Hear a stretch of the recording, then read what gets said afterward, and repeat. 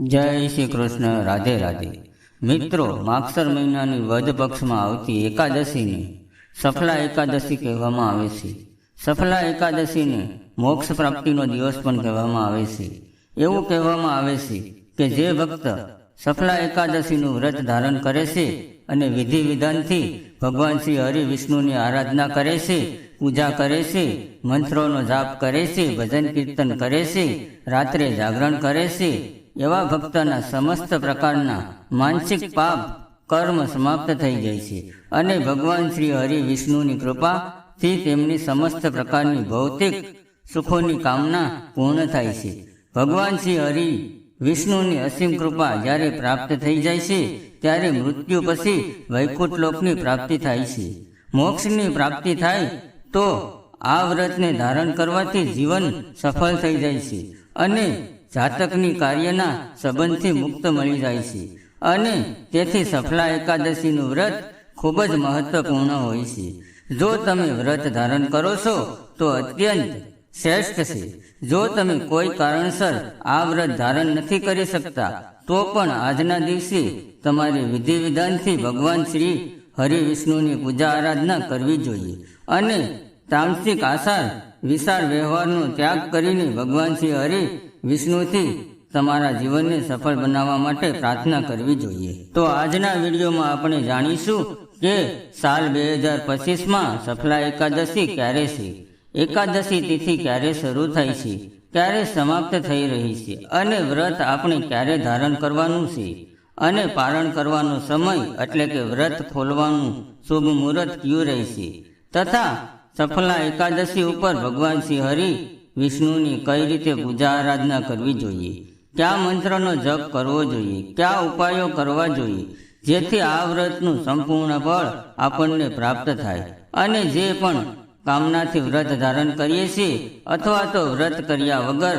પણ માત્ર પૂજા આરાધના કરી રહ્યા છીએ તો તમારી એ કામના પૂર્ણ થાય તે માટે આજે વિશે શું કરવું જોઈએ તો સંપૂર્ણ માહિતી સફલા એકાદશી વ્રત સંબંધિત આજના વિડીયોમાં જાણીશું.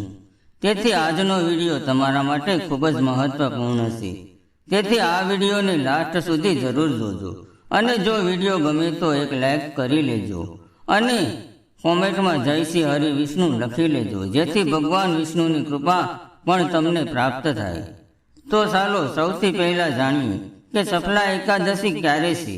તો જુઓ, માગસર માસના વદ પક્ષની એકાદશી તિથિનો આરંભ 14 ડિસેમ્બર 2025 એટલે કે રવિવારના દિવસે સાંજના સમયે 6:50 થશે અને એકાદશી તિથિનું સમાપન 15 ડિસેમ્બર રાત્રે 9:21 થશે.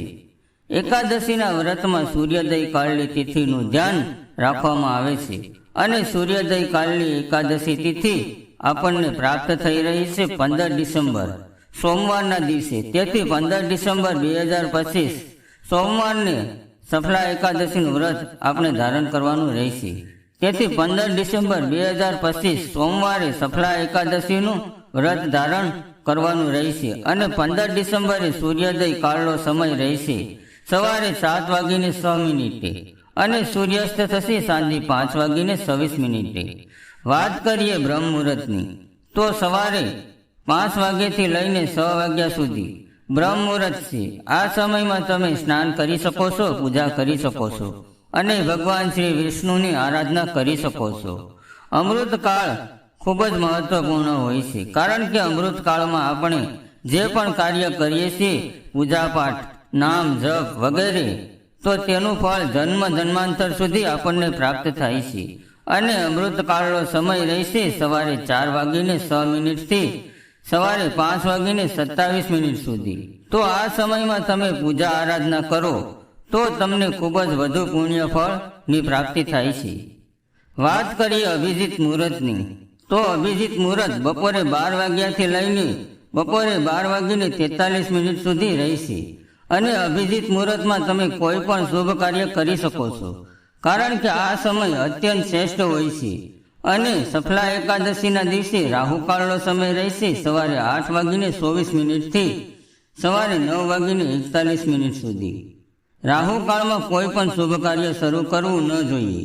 તો સફલા એકાદશીનું વ્રત આપણે ધારણ કરવાનું છે 15 ડિસેમ્બર 2025 સોમવારના દિવસે અને દશમી તિથિના નિયમોનું પાલન કરીશું 14 ડિસેમ્બર અને વ્રતનું પારણ કરીશું 16 ડિસેમ્બર.